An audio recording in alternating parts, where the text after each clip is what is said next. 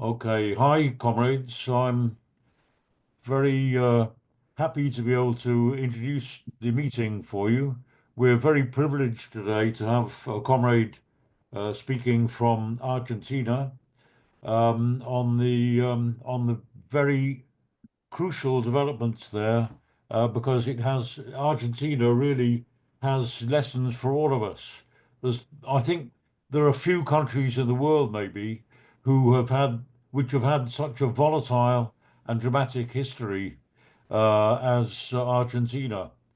In the period after the Second World War, you had the regime of Peron, Juan Peron, a Bonapartist dictator capable of inflicting and imposing violent repression, but at the same time, because of the advantage that Argentina had from beef sales in the period following the Second World War, he was able to raise wages, provide full employment.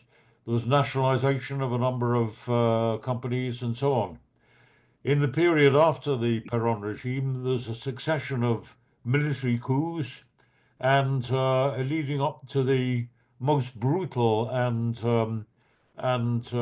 horrifying military dictatorship, which was resisted by a very widespread guerrilla campaign.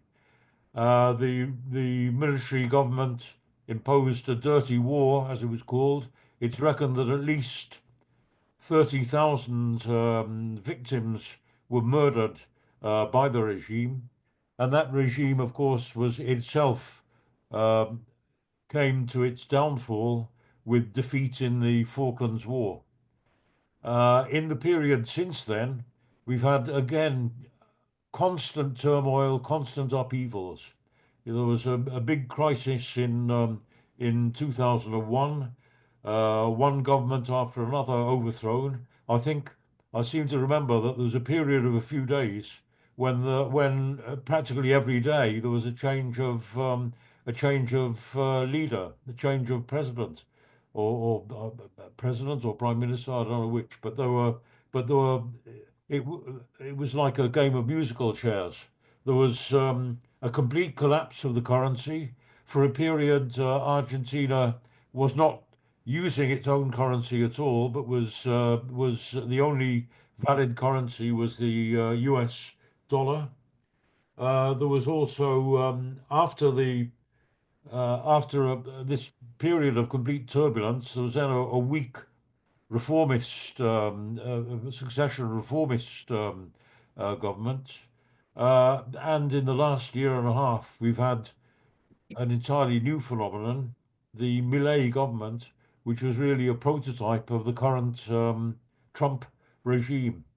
And I think in that situation, it is hardly surprising that there is such an understanding among the population, such widespread political clarity, as was reported by Comrade Eric, who's with us now. Eric is an American comrade who recently spent some time in Argentina, and he interviewed some leading members of the Workers' Party, the Partido Obrero, and he was, as I'm sure he'll say when he contributes to the discussion, he was very impressed by the high political level of all the people he spoke to. Now, the downfall and the overthrow of this horrible Millet regime could really be very significant for all of us because it could show us a glimpse into the future of what could happen in the USA and worldwide, and perhaps open up a new era in the history of class struggles.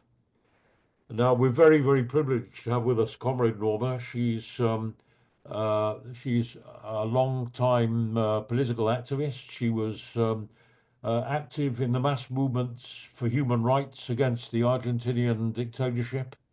And she also spends part of her time in France, and she's also active in French working class politics, and was a participant in the recent Yellow Vest demonstrations in France.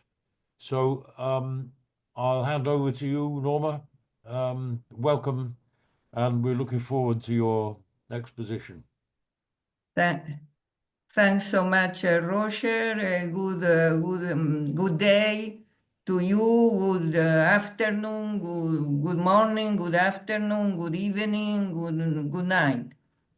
So I apologize because I was asked to present here some situation, some view on Argentina present era, and in a very, I mean, just was some days ago, I mean, 1 week ago, so I have not time, I was not thinking about to present this, but I accepted, of course. I mean, I just incorporated to your very good network. I'm very happy for that, and congratulations for your network. And then I will try to introduce, so I have not a PowerPoint presentation or with graphics and what I mean, more systematic analysis I wanted to do, but in any case, so please forgive me too for the poor English I can have speaking on this in English on these subjects and this reality. And you have a very good introduction. Also, the written in the message was sent by Roger, and it was, I mean, the recording of an interview. You also sent.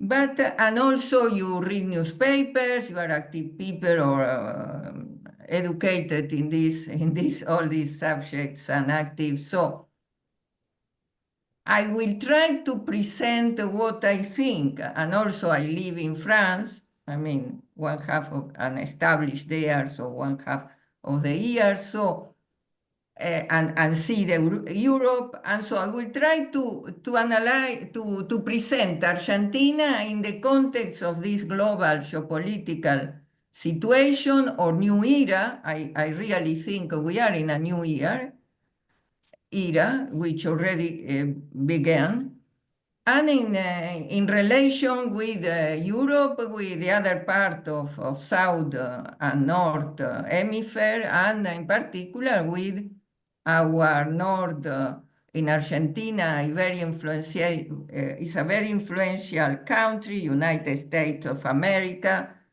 and you see how much influential it is, and in Europe, United States is called America, and the people, its inhabitants called the American, while American is a country, is a continent with three, said very big continent of subcontinent itself. So for Argentina, I need to recall or to your memory one part which have not mentioned, and is the so-called crisis was mentioned, I mean, in general, but it's in the memory and in the reality of everybody here in Argentina when problems appear, which is rather often, not only with this government.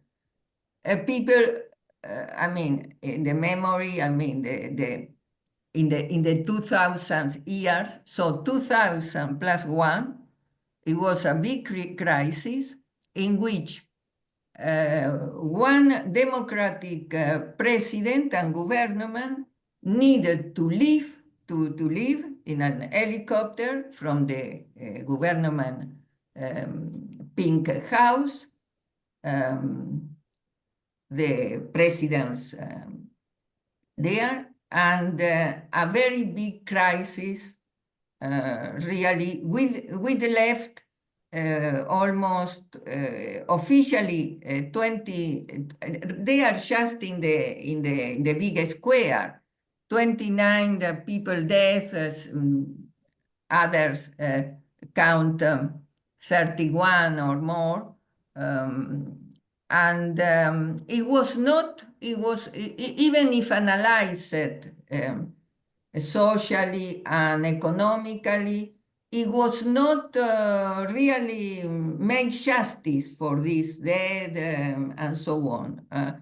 Perhaps because, as Roger said, and as you know, we came from, I mean, it was in 1976, the beginning of a brutal dictatorship.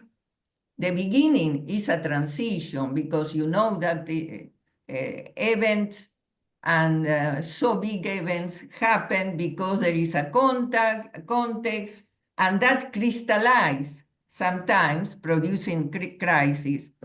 And this one, the military dictatorship, which was there for it was before already prepared, it was already for 7 years, and then after the democracy from the 84, it was very weak and continued very weak. And you see that in the beginning of 2000, it was a real crisis, but a major one, in which this also is not always, but give you an idea of the parameters there, in which in 12 days were succeeded 5 presidents of the country.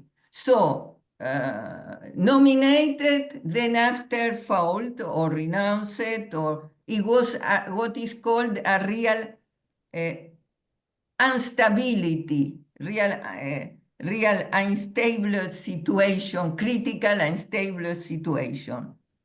And so then after, and it was after almost 10 years of democracy, that. So you see, and then after start a period, well, with fluctuations, in which I try to present for you the concepts which are a constant in all this period till now, to understand why, if not to explain, but trying to understand why we have now this president or this regime, their followers and himself called libertarian, anarchist libertarian, in which no authority, no state, freedom of everything. I will give you some examples to see how much peculiar, but you can say, if we use the usual language, because language also evolves, and the same words have not the same meaning in the different continents or places, and also have not the same meaning along the time. And so we come here with a set extreme right in a modern context. I'm very sad, and sometimes, well, I don't want to use qualificative. I prefer concept and to try to attach to facts. And then after we can interpret, discuss, and so on.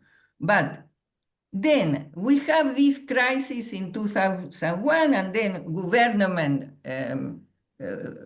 always with a democracy which is still very weak and not well established, in which the 3 set pillars, if you want, of the traditional democracy.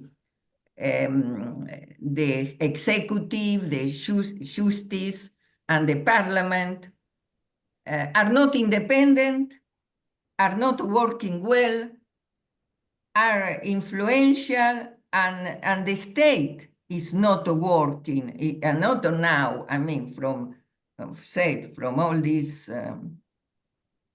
crises. And that is not that just do not work. It's a way, it's a systematic, it's a system in which we have a weak democracy in the sense of the usual, not independent justice.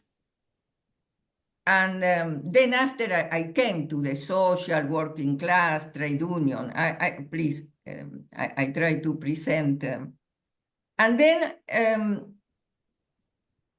this state, which now the present president want to really destroy, because he does not believe in any state, he said, and his followers.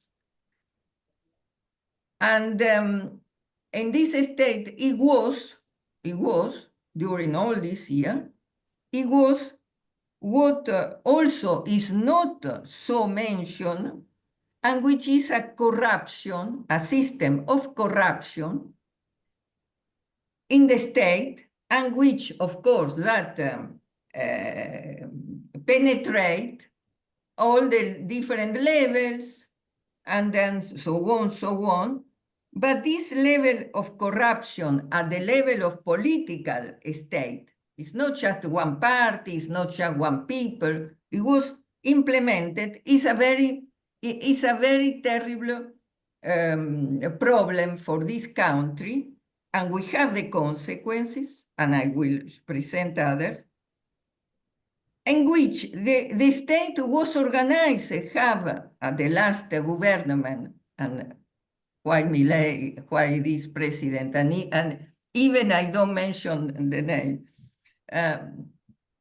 why people who voted reacted, because it was a government, so-called progressist, wokist, whatever, I mean, the different will give qualificative, but it was organized with all the new, I mean, rights, and with all discourse of social help or social recognition, and the rights and the support to education, to university, I mean, all what you know about a social discourse, and in the practice, just given money, given helping, and even minister organized the minister of ladies, of women and difference, the minister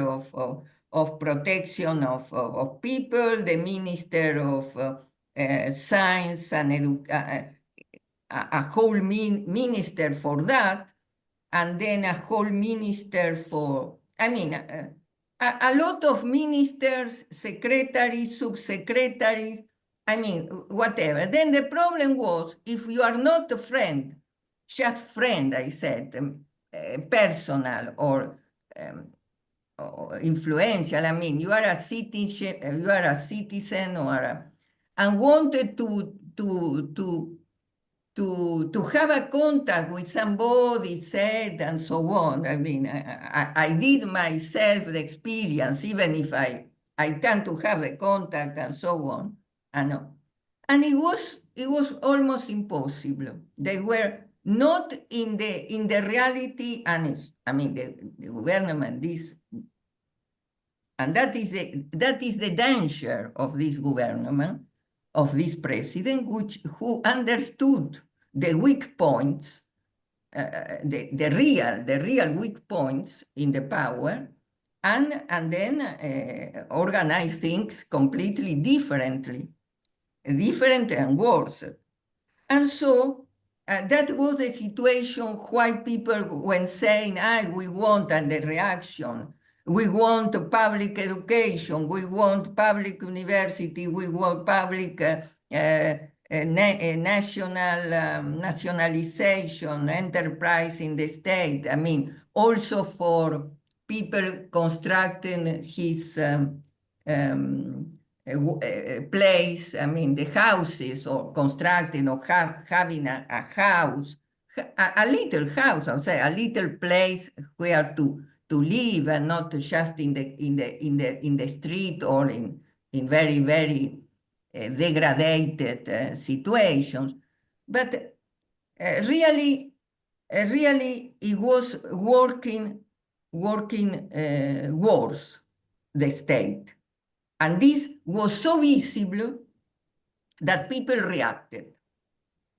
And not only the political parties and so on, and even, and I must say too, I mean, I speak always in face, I mean, well educated, by trying to say what I see, with the not all, I trying to speak generally, to give a middle, I mean, an statistical set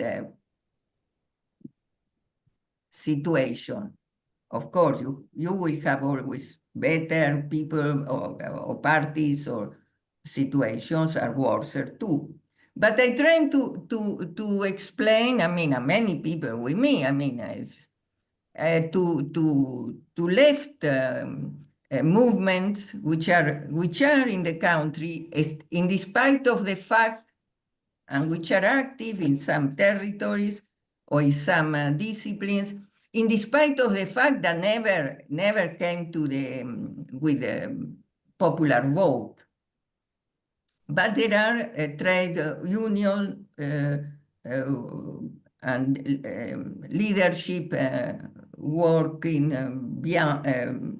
in good conditions, and they are recognized from the ground, and people elect for delegates, or the presidents of the federations, and so on. And there are others, as you know, which are in bureaucracy and so on, as always, and in particular in this country, which have a strong tradition because of Peronism, and before also a strong tradition of working class movement, organized and with their rights.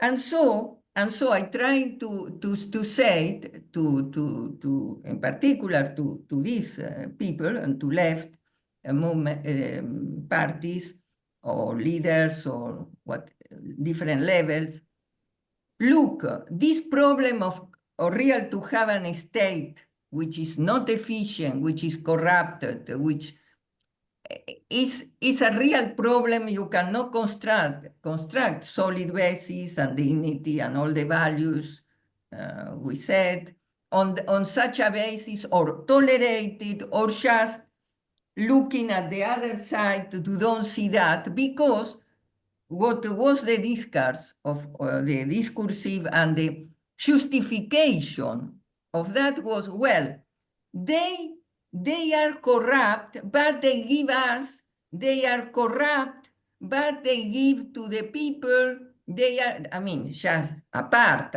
of course, I mean, if you compare, it's incredible.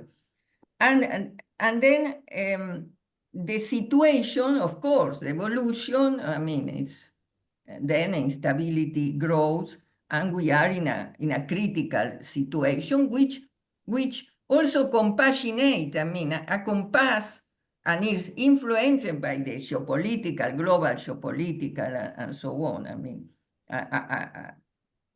and so that came, I mean, this politics of the state making the corruption as a natural way to govern, of government. And that came also with the problems of all types of traffics, including I mean, drugs, I mean, but including people, and particular childs or whatever the age, but in particular the more weak, the more people. And also I use to say this because senior people, particularly in these days in Argentina, with this government, senior people are completely in very critical conditions, economical, health condition, because it's incredibly, also because of this government have a philosophy, grounds, philosophy, or could be also called, I mean, thinking, whatever, others we call religion, I mean, whatever, which you need to, all the winners will survive.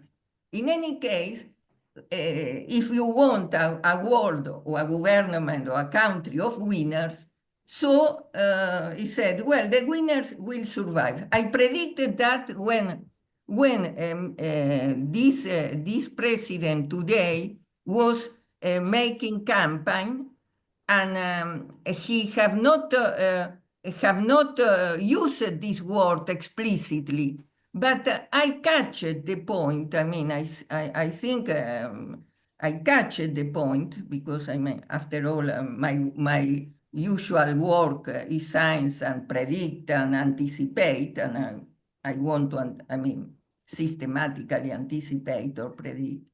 I catch the boy and said, let us count the number of deaths after 5 months or 1 year will be so late in this with this regime, because what he's saying is he want a country of winners. And so if you fall in health, if you not have good health and you do not have enough pharmacology or money to buy that, so. And what appears then later, and all this movement you have seen supporting or from the senior people themselves, is precisely that. And the child, even worse, because the child do not vote, do not make manifestations, do not organize themselves, so are really forgotten. I should say forgotten from many different levels. Besides, of course, education, which is besides that, and besides to the more basic conditions of life. So, not efficient, and state not efficient, wars corrupted.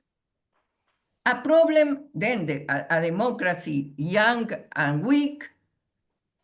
A problem of territory. Don't forget this, because territory also compassionate and influence the way in which you organize, the way in which you live, the way in which you react. So everybody knows Europe. Argentina is a country with very good climate, natural richness, diversity in all types of territories, and occupies in kilometer square set the 75% of Europe. So 75% for Europe, and it's a big country, but which is divided in more than, say, 23 or 24, because it was also an addition, so I don't want to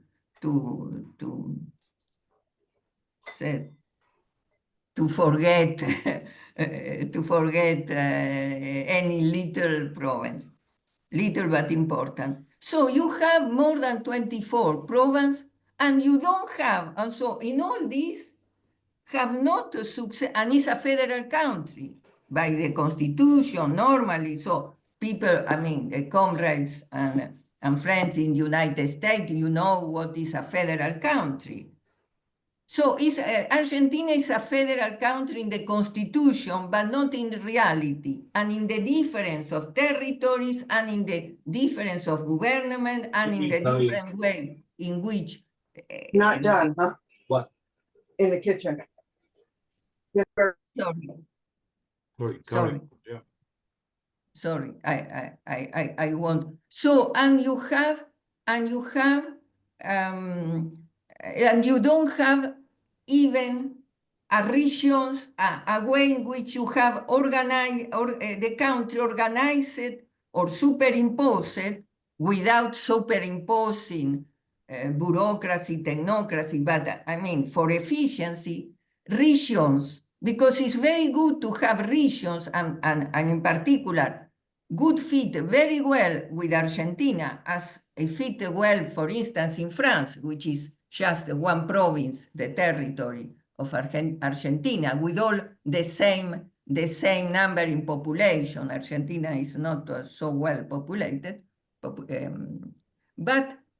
there are no regions, which will be very good and a way to make efficient, to reach people, I mean, for work, for employment, for education, for everything, for economy. So the region is a very good for Argentina, I mean, because you have the natural richness and the natural, what you have also minerals, you have oil, you have everything. You have everything. That is why also people, I mean, from other countries or governments had been in Argentina with investments too. So this is not even organized. The regions does not exist, and all these 20 years we had of so-called last so-called progressives, even the government which was of right, not extreme right, but right, have also a progressist urban discourse. So I mean, from Davos, if you want, if you have a comparison, you have always discourse which go in the ear of time to accompany some new situation, but the real power and the economic power and the concentration and the financial power which do not show its real face, that is more concentrated, that is more strong, and so on. So we have this problem also of territory. Why I say that? I mean, it's not just a geography. It's a question that Argentina have a concentration of power, of economy, of elites, and so on in one city, and I should say it in one quarter of a city, which is Buenos Aires. Which, just to let you know, you've had a half an hour. If yes, I finished. I you don't can want come in to later into the discussion, of course, and answer questions. But yes, carry on. I'm not trying to stop you. If how much I could have to end, I mean, just the concept. I'm just letting you know. Don't worry. Keep going. Thank you. I will be short.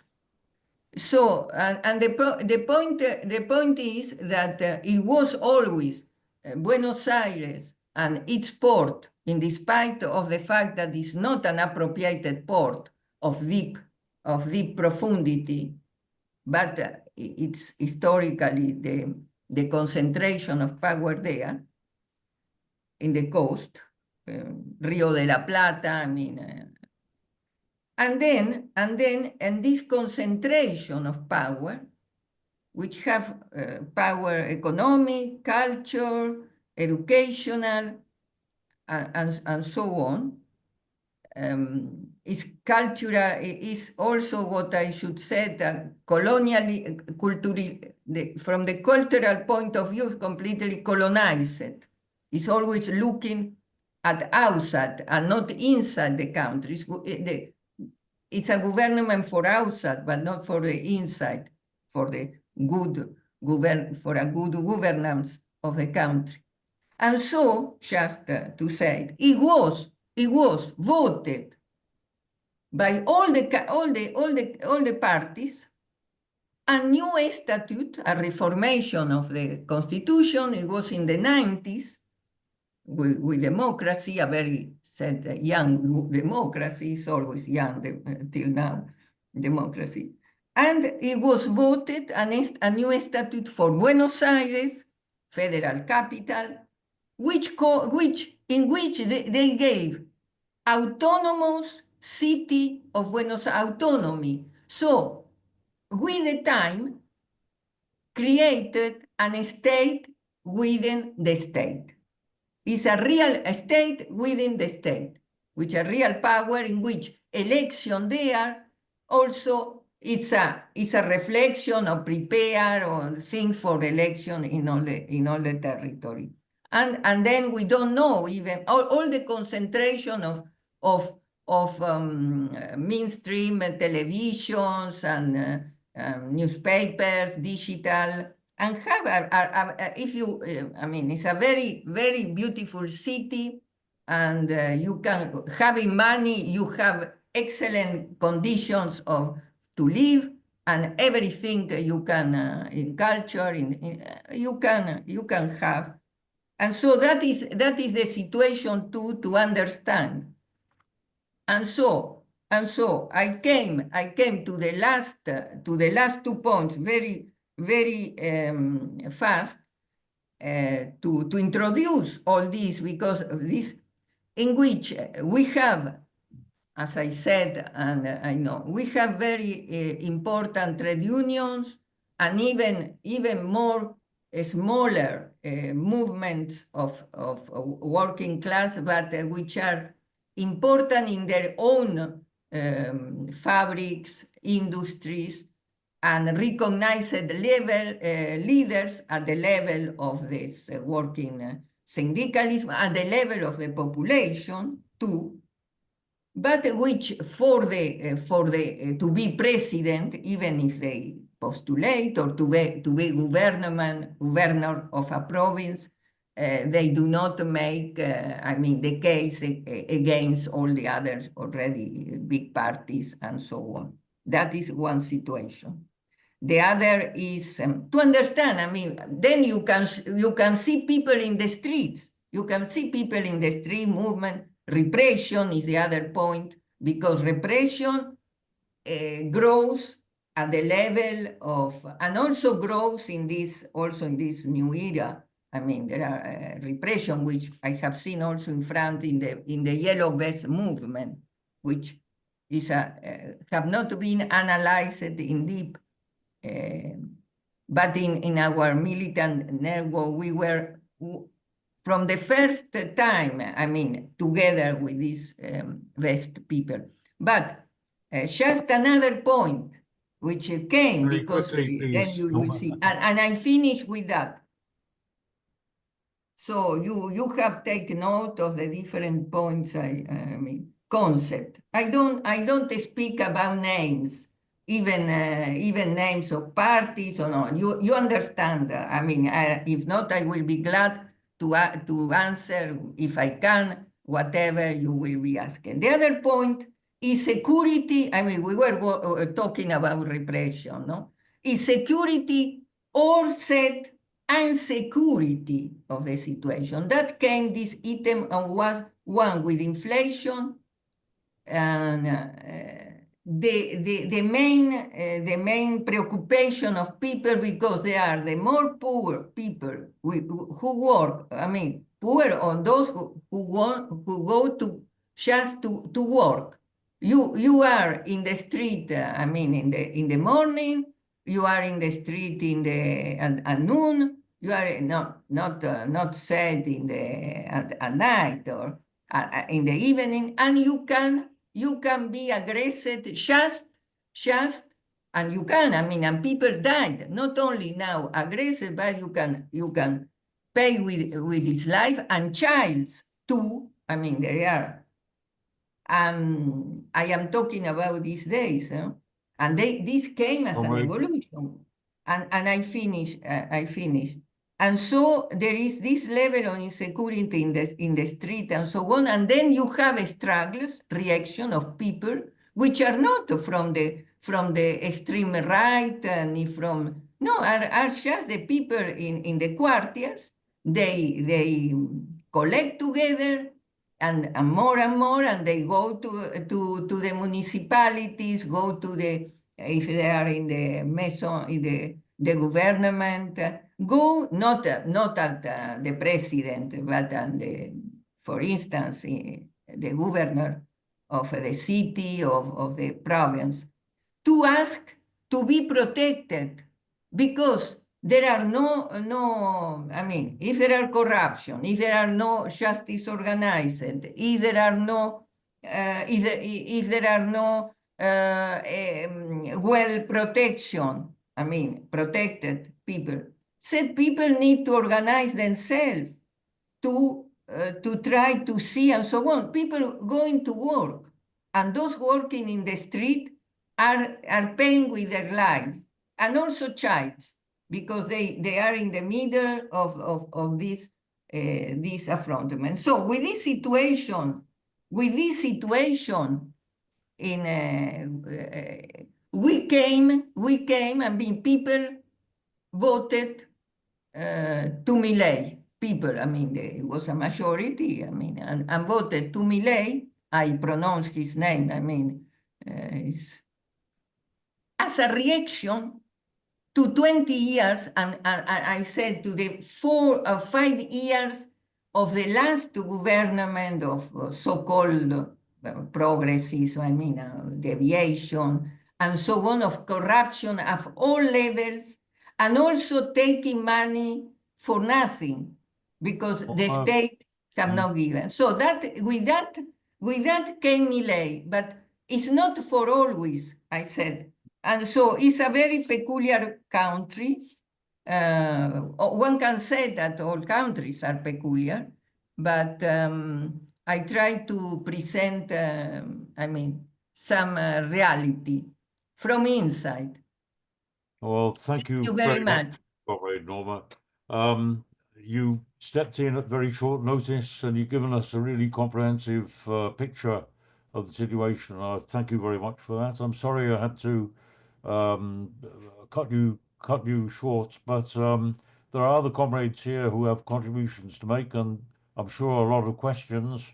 And of course, you have opportunity to reply to questions and to reply to the discussion at the end, Norma. So thank you sincerely from all of us. Ian, I see you have your hand up, but first I would like to call in Comrade Eric, who has recently been on a visit to Argentina, and maybe he can supplement Norma's opening. Yeah, hi.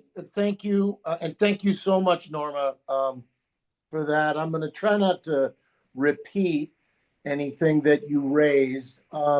There are a number of themes. I'll maybe just drill down a little more into some detail. So I hope that people listen to that interview that I did with one of the leading people in PO. I'm not the greatest journalist in the world. I'm not a professional interviewer, but he has a lot of things to say that are really very, very dense. It's only a half an hour, and I think it's worth distributing. What I mostly did that for was in mind to get at the social movements here in the United States, because I think it's such a shining example. So let me just say a little bit about that. There are 4 political parties. They're all call themselves Trotskyist, and I want to say a little bit about that in a minute. In Argentina, that have formed an electoral bloc called FITU that actually has people in the Congress. And all the way down to yes, I know, but I mean, it's a little group. I mean, maybe I'd like to hear your contents about it, but let me frame it. Okay. No, They've got people in the Congress. And so this, many of you are in Europe. We don't have anything vaguely like this in the United States. And again, my purpose was to present a left that actually does things. And what I was so impressed with, I went to a couple of demonstrations, and I went to the occupation of a print company in one of the suburbs of Buenos Aires. It's called Avellaneda. Most Spanish speakers would pronounce it Avellaneda, but they have their own dialect of Spanish in Argentina and Uruguay. And it was so inspiring. And this has been a common practice for about 20 years now in Argentina, where workers don't simply go on strike in the face of the threat of a plant closure or a downsizing or layoffs. They'll just seize the property. And there's a little bit of this in the interview. He goes into some more detail about it. What else? There's a synthesis, I would call it, between the labor unions and the left parties and the sort of the sub-working class. Maybe you would call them lumpenized, just the very, very poor in Argentina. They've organized these things. In the US, we would call them a nonprofit organization, but they're organizations to provide social services and just simply feed the poor. And they have used these organizations to organize them into political movements. It seems that many of the left-wing parties, and Peronism also, and Peronism is an enormously complicated thing. I only can barely wrap my mind around it. Although it's worth saying a little bit about what Peronism is, because like the Labour Party in Britain, or like social democracy in Europe, this is what still a lot of the working class will look toward for some relief. It's degenerated very badly. But there's still this idea that Peronism is the party that gets things for the working class and also sort of fights to build a national autonomy. This is all concept, and as Norma pointed out, and I even experienced a little bit myself in the months down there, there's unbelievable corruption. Just like every level, there's just a lot of corruption. And unfortunately, what this has done recently is fueled the ascendancy of the far right. And it's worth understanding, too, Milei and his narrative around libertarianism is fairly unusual and precious. What he's resting upon, one example is his vice president, is this traditional semi-fascist, far-right Catholic ideology that was the backbone of the dictatorship. His vice president is actually the daughter or a granddaughter, I forget, I guess daughter of one of the worst criminals of the dictatorship. She's a lawyer, and she's made a profession, a career out of trying to normalize the dirty war and to dismiss it and all of this. She's a very dangerous person. And that's really Milei's, maybe you could call it the most robust part of the support for the Milei government. But as Norma pointed out, this is a society that's been in crisis, not recently, but for decades. There are tremendous social problems. There's crime. It's kind of a mess. And so, please let me finish. Please let me finish. Yeah, no, finish. And so to reiterate, and to add, the society is in some ways very well organized. I was blown away by the fact that there are neighborhood committees. We don't have anything like this in the United States. And I think it's even maybe a little unusual in the Anglo-Saxon world period, which celebrates individualism. The neighborhoods I went through, and I had discussions with two of the left-wing parties. They were a little bit dismissive because they weren't radical enough. But my God, they've got Soviets. They already exist. They're already built. They're neighborhood committees of the retired. It's just incredible, the potential there.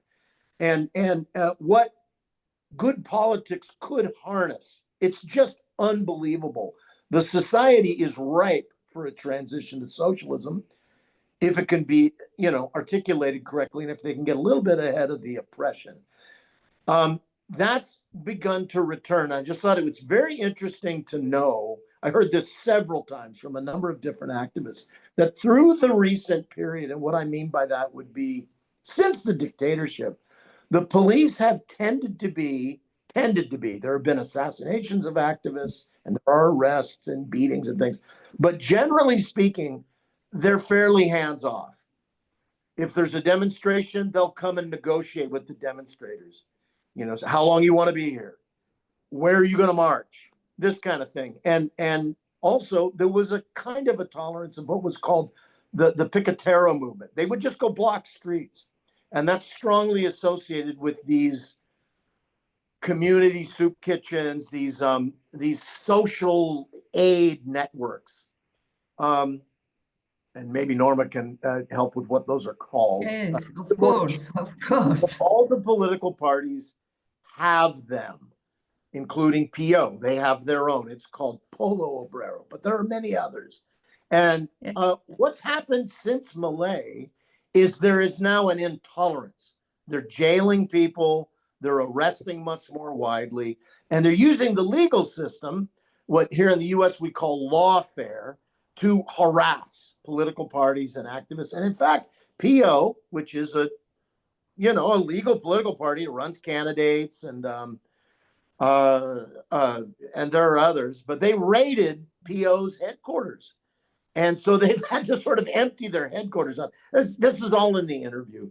I was in the headquarters, one of these beautiful old mansions in Buenos Aires. It's full of them that are now kind of decaying, many of them. But it's a beautiful building, and it's largely empty. They just have chairs to sit in and some tables. They've taken their computers out and everything else to avoid further raids and because of these ongoing lawsuits. I don't know what else to say. It's worth mentioning, and I know all of you are people that are engaged with the news and social movements and things, but it's worth knowing the Argentine government just went into some kind of an agreement with the IMF. They're not being very public about what the details are, but it's another $20 billion in debt. They're currently trying to get away from the Argentine peso and dollarize the economy, which will be an absolute disaster. Currently, according to official statistics, 57% of the population is in poverty. And you can see it on the streets of Buenos Aires, and things are quite expensive. It's actually shocking how expensive things are. Housing's cheap by my standards, or European or North American standards, but everything else is expensive. Everything else would be a price you would pay in the UK or Ireland or France or somewhere else. It's really shocking to me how expensive things are. So I guess that's all. I don't want to ramble on. And I'm sorry that the things I have to say are kind of impressionistic, but I was left feeling a lot of optimism for the potential, and particularly for this formation, FITU. One other thing. The first thing I was asked when I separated, unfortunately, from the people that took me to this factory occupation in Avellaneda. I had to leave the city, and I don't know my way around it well. The first thing, a number of facts, I would try to strike up conversations. My Spanish is about like Norma's English. You know, it's passable. I can communicate, but it's not perfect. And the first thing people would ask me is not where are you from? Are you a Trotskyist? That was several times I was asked that. It's synonymous with you're the serious left. You're the real fighters. It's not like here in the United States, no one would have even heard of Trotsky. You don't even know what you're talking about. They barely heard of socialism. There, it's clearly understood that there's a body of ideas that's critical of the old Stalinist governments and has a vision for socialism and tends to not want to compromise with Peronism. And the point was made also at this occupation that most of these workers were former Peronists, but they're moving left too. I'm done. Thank you very much. And thank you, Rob. Thanks, Eric. That was, together with Norma's opening, that really gives a really clear insight. Thank you both so much. I want to before you come back, Norma, Ian has been waiting a long time. He's had a hand up. You come back after, please. Okay. Oh. Ian? Can I? Oh, yeah. Well, because I Ian, need. do you want to? Should we allow Norma just to reply quickly, and then we'll Okay. then call you, Ian? Yeah, okay. It's up to you. It's up to you. Okay, Can carry I on. reply? But briefly, please, because you come back at the Briefly. end of the meeting. Yeah. Yeah, yes. Just to say it, of course, you mentioned Avellaneda is one of the original movements, working class and Peronism and left have a strong tradition. And now, what you said too about vice president, which is who is a real dangerous. Well, she's not dangerous. What is dangerous is that still in the country, what is called the military party, which is supported and yes, supported by civilians, and there are, but nevertheless, is not have not at all the support or the sympathy of population. People who want or have voted Milei with just the aim to change the situation I described, and now several of them, at least a percentage, is not supporting what is doing, but it will support if succeed with giving them some stability in inflation and not so expensive life. Should say that Buenos Aires is completely, is totally, a very, very expensive city. The prices are as in Europe, and the FMI people fund, the Monetary International Fund. So all the governments before, except one of them in democracy, came to the Monetary International Fund, and this one is going to. And I don't think that is the problem of the economical situation in Argentina, not at all. Because Argentina in the region, we need to see that even countries which were completely poor, completely underdeveloped with respect to Argentina, have more stability. No inflation. Inflation in Argentina is 20% per month. It was near hyperinflation in previous government. That is why also Milei, unfortunately, appeared. He is an economist, he said. So, of course, Peronism, you mentioned. I mentioned two, and but that is no. And Peronism is transversal. You have from one extreme to the other, and great basis in the working class. Okay, Norma, thank you. Ian, you want to come in now? Hi, thanks. Yeah, I was very glad to see you're doing this meeting. Argentina Solidarity is something I've been involved in for a long time. Argentine Solidarity campaign got started again in Britain during the Macri period, the previous right-wing government, and I was involved in that. And it's obviously now taken off even more against Milei. I was at a left conference actually in London yesterday. Not Latin America focused conference, but on two separate platforms. There were speakers from Argentina Solidarity against on the fight back against Milei, and I said afterwards in their Facebook forum, it was great to see comrades there, and I'm heading up the road to do it all again on Zoom and advertise this meeting. I don't know if anyone's come, but I'll put up the video as well. So yeah, I think there's a few things I'd like to add to the discussion. I think one is that there was a left government in Argentina not that long ago.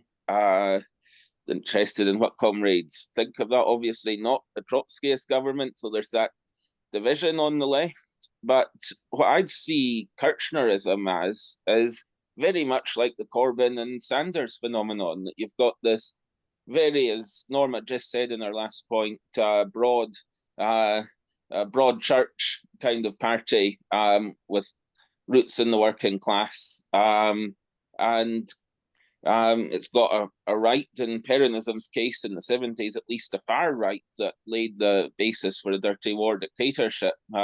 These days, more of a neoliberal sort of right that we might recognize in the Anglosphere countries, but also a left. And then after the huge economic crisis in 2001, the left actually didn't just do what Corbyn and Sanders did in taking over the party. Sanders did in having a good campaign that got robbed, but actually took the country with a very radical left reformist government that had a good relationship with Cuba and Venezuela and the pink tide of Latin American leftism that was going on, especially in that decade. That was the one that defied the IMF, refused to do austerity, jailed the junta, took a strong stand on human rights, pioneering social legislation, and huge economic growth in the initial period, coming from that very low ebb of 2001.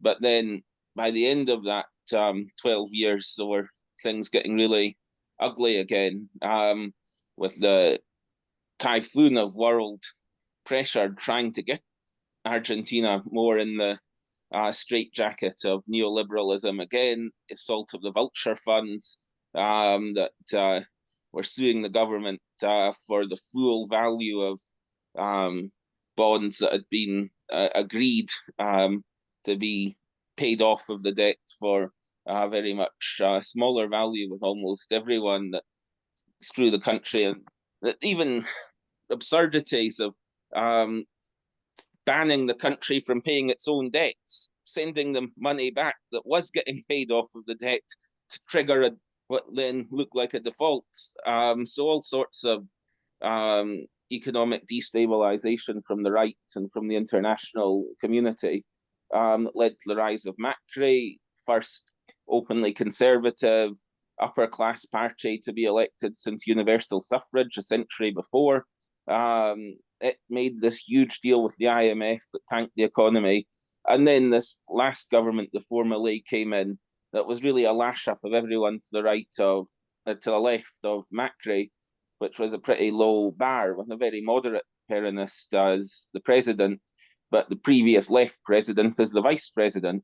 And it was a stroke of genius in terms of getting everyone together, all the Peronists and all of the left, apart from the fit Peronist or not, the Communist Party and so on were involved, and lots of left local currents. But then it became a government without a plan, and the real disaster was running the economy minister as its candidate this year, this last election, when the economy was in free fall, and he was an even more right-wing Peronist than the previous president.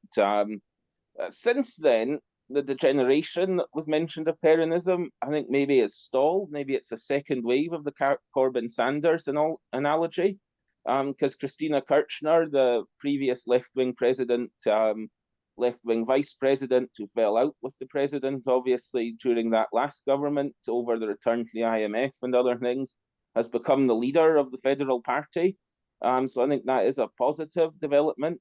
But what there is a lot of lawfare, like in Brazil against Lula, where he was forced out of the race and Bolsonaro won. And then the next election cycle, Lula was able to come back. With Cristina, the lawfare is ongoing. Although you can't go to prison by her age in Argentina, there's still the possibility of house arrest. She's already banned from standing for public office. And of course, with the return of Lula, that was when Trump was out of the White House. And one of the few things I'd ever credit genocide Joe Biden with was that he didn't intervene in Brazil to keep Bolsonaro. It's perhaps going to be different with Trump. But yeah, this lawfare has to be resisted more internationally, I think. Lula was very plugged into the international trade union bureaucracy. It was made a big deal of. I think the Christina issue is much less well known. I think it's good that the Milei issue is becoming well known. He's obviously a bizarre character, clones his dogs, supports the organ trade. On one of the panels yesterday, somebody called Donald Trump the kind of cartoon capitalist Mr. Burns type figure, from The Simpsons. And the Argentine speaker sort of corrected him, not directly, but said in terms of their anti-working class policies, they're alike. But in terms of their economics, they're actually not alike. Trump and Milei, Trump's protectionism, his kind of national chauvinism. In Europe, we sometimes even call it welfare chauvinism. That's not Milei. He's like the extreme of neoliberalism that Argentina suffered twice before. Once on the sly by Menem, who was like a Tony Blair figure within the Peronists, then more explicitly by Macri, but he was an anti-populist. Now you've got some of the bizarreness of Milei covers over the fact that his economic policy is an exacerbation of really quite tiresomely familiar tropes that haven't worked in the past. So one last point. Yeah. I was very disheartened to see a year or so ago, this was not in an Argentine audience, but abroad, people saying Milei at Davos. It was like Ricky Gervais at the Oscars, that he was really sticking it to the elites. When in fact you read what he was saying, he said even worse stuff at Davos this year. He was saying they should go further. He was effectively calling the World Economic Forum too socialist. So I hope scales are falling from eyes in terms of his kind of failed, stale economic policies, just ratcheted up to 11, almost more Liz Truss than Donald Trump.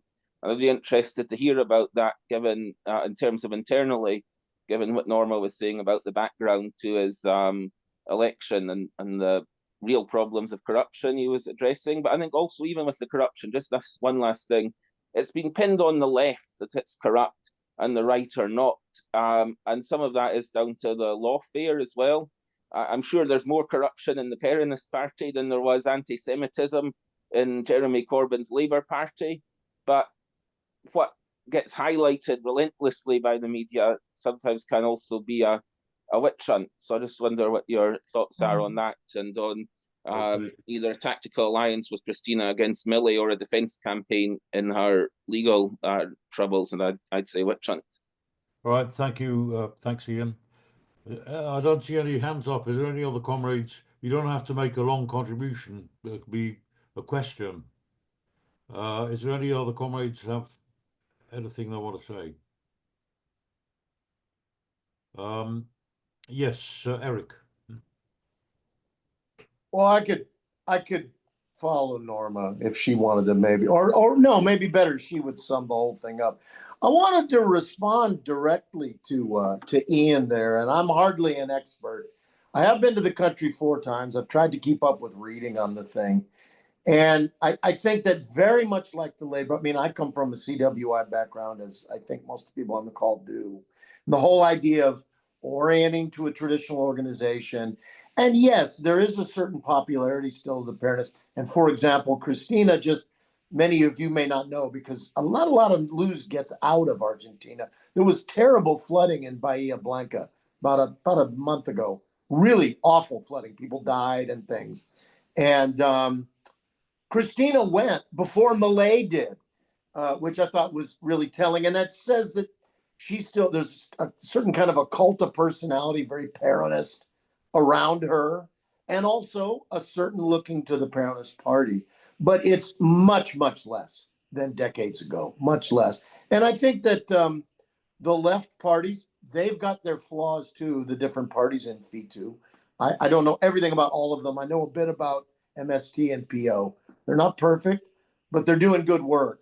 And all of them would say, no, we need to build something independent. I'm not in Argentina. I have my ideas about how we can build things in the US. It's very, very different. And I'm sure Same with the UK and Europe. But the activists I talk to, and probably the most dedicated and clear in their politics militants, would say we need to organize separately. We need to keep our distance from Peronism. And that's been a mistake in the rest of Latin America. A lot of left parties will go into coalition with social democrats or even like the progressive bourgeois, and you end up tangled up in the weeds. Anyway, that's just my thought on that. And thank you, Ian. Thank you, Ian, for your contribution on what the fact that you're following things there. Thanks a lot. Yeah, it's good. We have several comrades here who are really well up on the situation and on the history of Argentina, and I'm learning a lot from all of you. Charles, you're next. Yes, I've only been to Argentina once and met with a number of comrades there. But what I'm seeing more is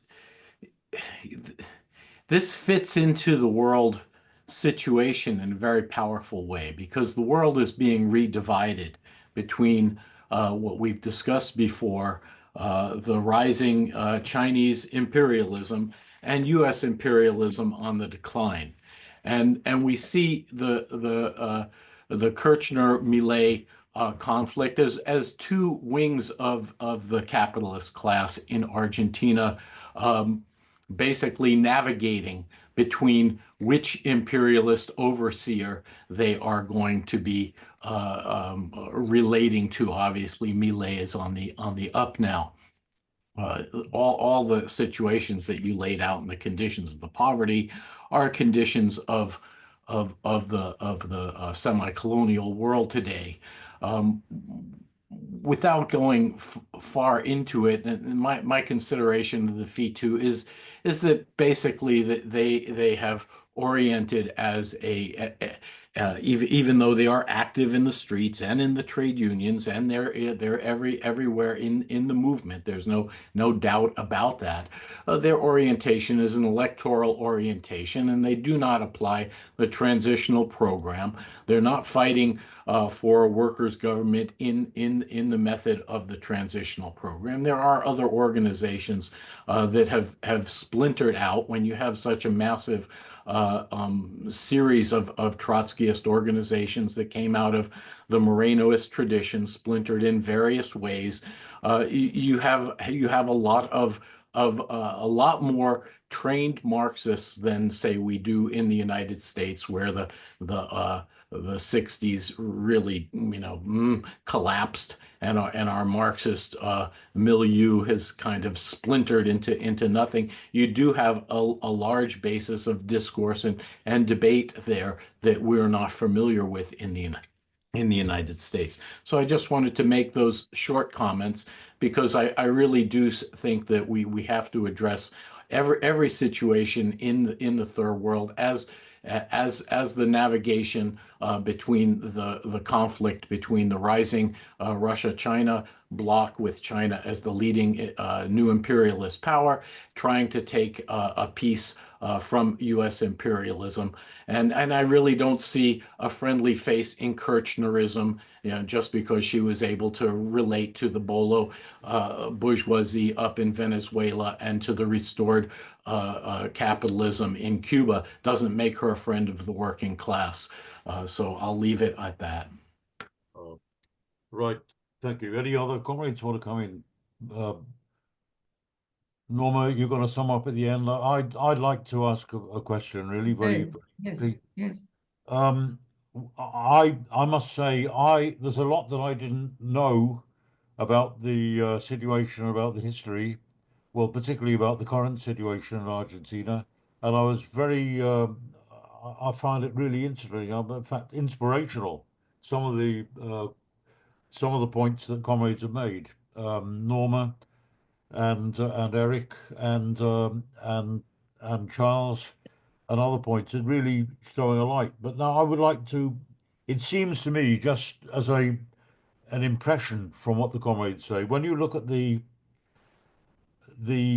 incredibly varied, almost kind of kaleidoscopic experience and history of politics in the last few decades. The working class has experienced the benevolent authoritarian regime, if you can call it that, of Peronism, which then reacted or degenerated to counter-revolution. You had the military dictatorship, the incredibly brutal regime, comparable only perhaps to the Chilean regime. You had the blind alley, if you like, of guerrilla resistance, in which had a huge participation of young people, but it was heroic. It achieved quite spectacular achievements, but it was utterly crushed in the most horrible and just stomach churning way. Then you had the period which comrades have referred to of left reformism, which lasted quite some time, and now you get this, whatever you call it, this oligarchic, plutocratic regime of kind of Trumpism, you'd have to call it, I suppose, of Milei. Now, with all of these, having tested out both reformism and guerrillism and every other kind of way of resistance, means of resistance, would that explain the situation that Eric has talked about of the high political level, the understanding of wider strata about what Trotskyism meant and so on? I mean, can we say in that sense politically that the working class or the population or the youth of Argentina have a higher political level and understanding, and what consequences would flow from that? I'd be interested to hear Norma's comments on that. Are there any other comrades who have a question or contribution? Because if Could not, I just say a very quick response to what Charles was saying about China? yes, go on. Just one or two sentences. I don't. It's a longer debate. We'll have to get into another time. I don't agree with the framework of it being two equal imperialisms or even two imperialisms at all. But certainly in terms of Milei's alignment with America, which was actually particularly pathetic when he was such a Trump fanboy, but Biden was the president. But now is obviously strengthened by Trump coming to power. Just one vignette, Argentina under the previous administration was invited to join the BRICS, which is not a socialist bloc of any kind. You've got Saudi Arabia is probably the most extreme example of that, fascist absolute monarchy that funds reaction all over the world, is in the BRICS. So it's broad enough, if you like, non-socialist, non-left enough for Saudi to be in, but it's still seen as too left by the Milei tendency for Argentina to join. They'd been invited under the previous government. He came in a few days, I think it was on January the 1st, they were going to actually join, and he withdrew to have more relations with the United States and Israel, I think, if I remember right, that he said. So that just shows the extremity of his, I think, nationally self-harming alignment to the United States, which is unpopular in the region for good reason, historically. And just on that last point of Israel, he's probably the most pro-Israel leader in the world, with the exception perhaps of Netanyahu, probably not even of Donald Trump. And I wonder if there's a big Palestine movement, as there is across so much of the rest of the world now, to challenge him on that, if Norma or Eric know anything about that. So I know some of the comrades in Argentina Solidarity over here are also very active in the Gaza movement. Thanks. Okay, thank you. Is there any other comrade who wants to speak or ask a question? If not, I'll ask Norma to sum up for 5 or 10 minutes, please. Thank you, Roger. In particular, your comments and your question. I mean, what you said. If we could say that there is a high political level in Argentina, which that is I add. What is the conclusion or set implications we can set for the present situation in Argentina, having such a high political level? That is, I think is one of the points you made, and I was one of the, also I said, not for conclusion, but we need to have some idea or some conclusive points. So for I summarize for Eric and Young and you too, Roger.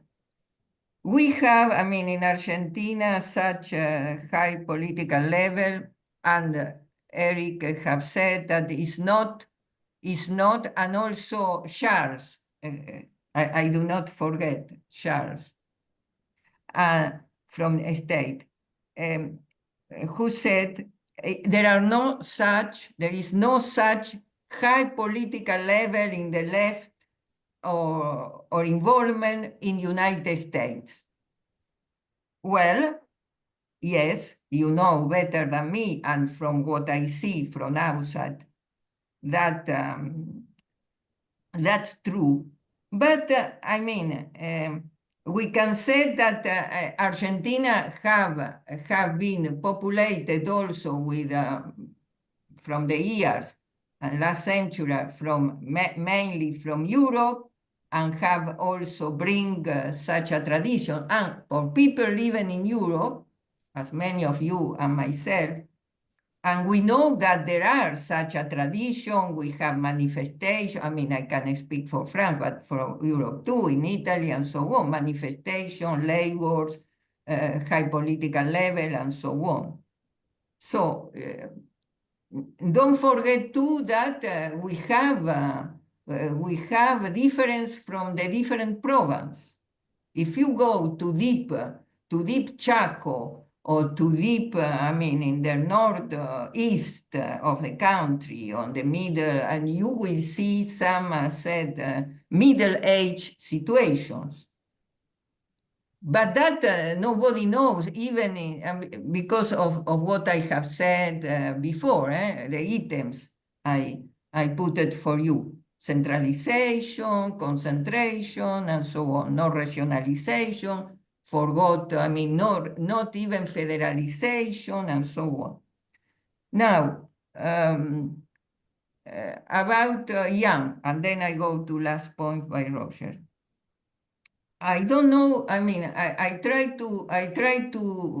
have not succeeded, but perhaps also because of my English, to get a conclusion from Long Young, which I appreciated contribution. And it's not, I don't think, Milei, I mentioned him, Milei,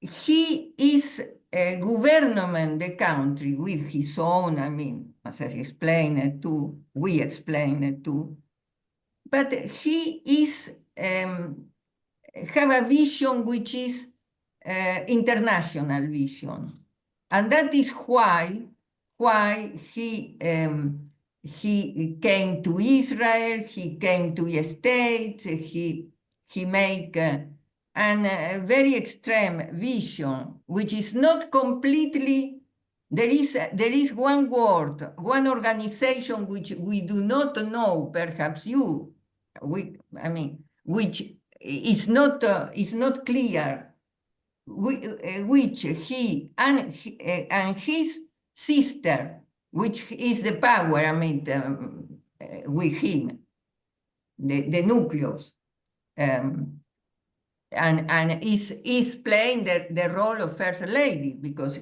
and organizing politically the forces for them.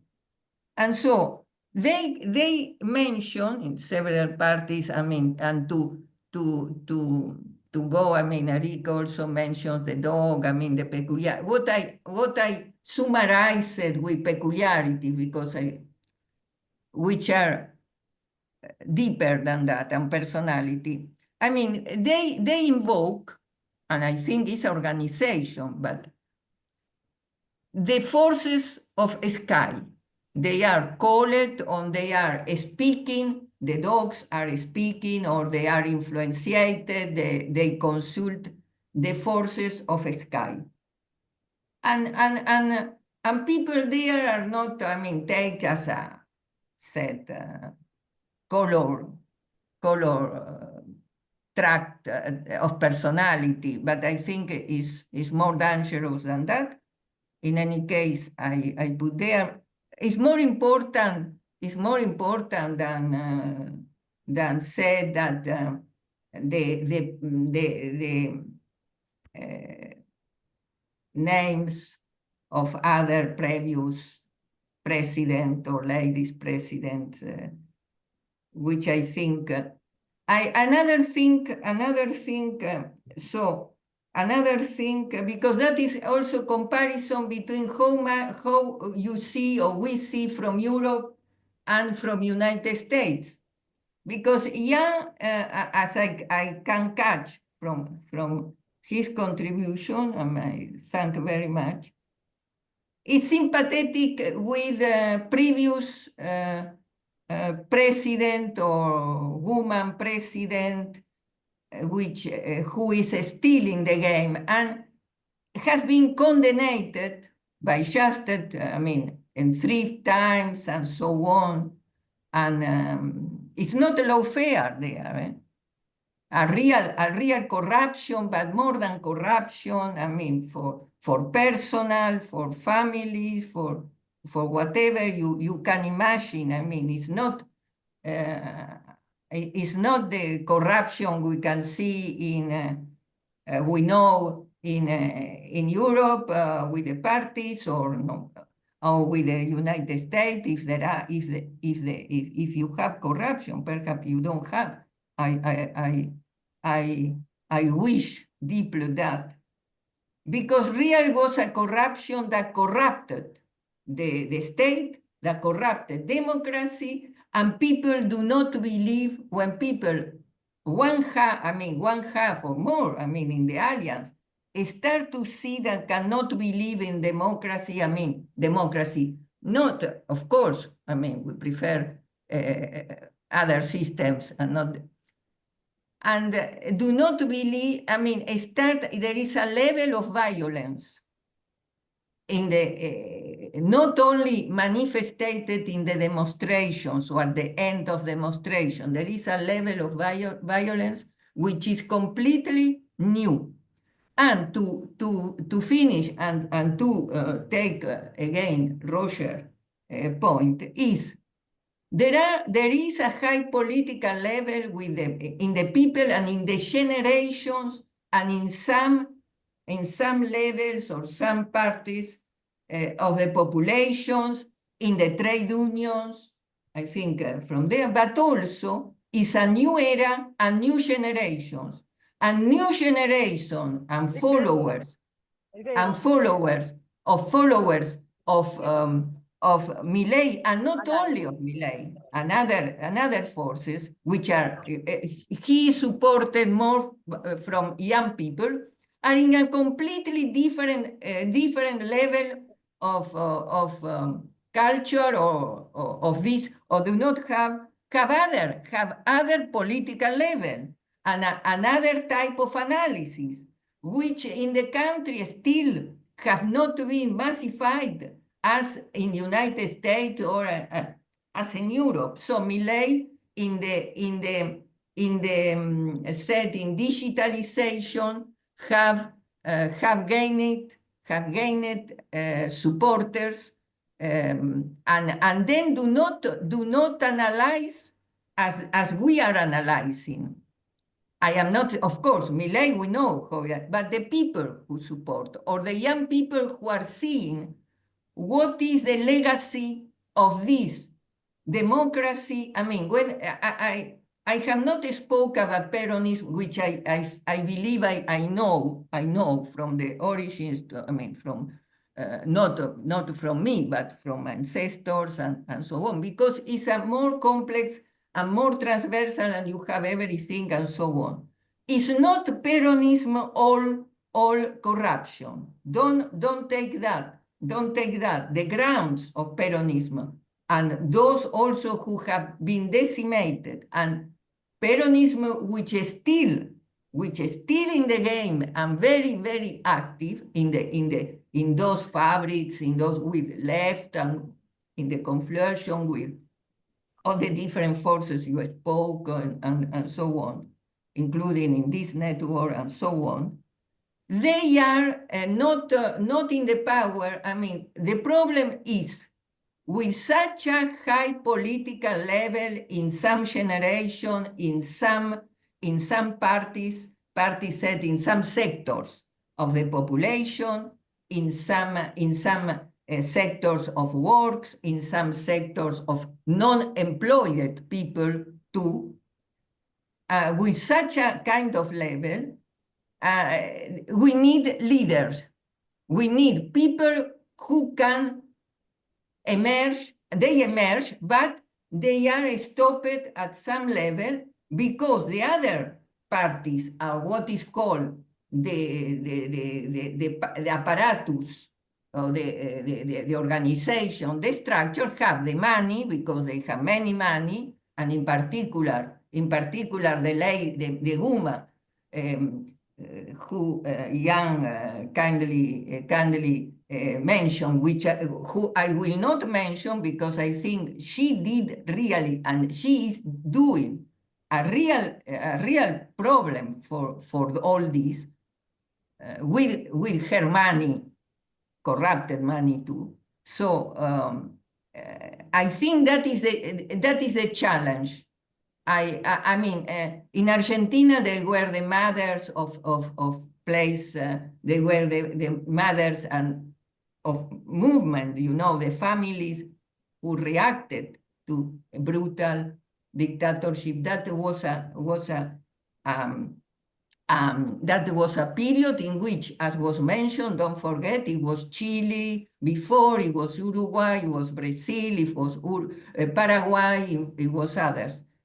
I mean, all these countries economically are better than Argentina today, yesterday. I mean, today we have Milei, unfortunately, because it was a terrible situation in which even human rights were corrupted and have this, and that is the problem. All these have deeper roots in the memory of one part of the population and for the young generation. So it's really divided.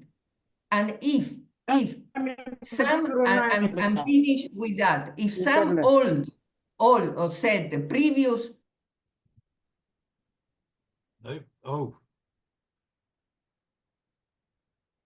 Sorry, comrade, something has happened.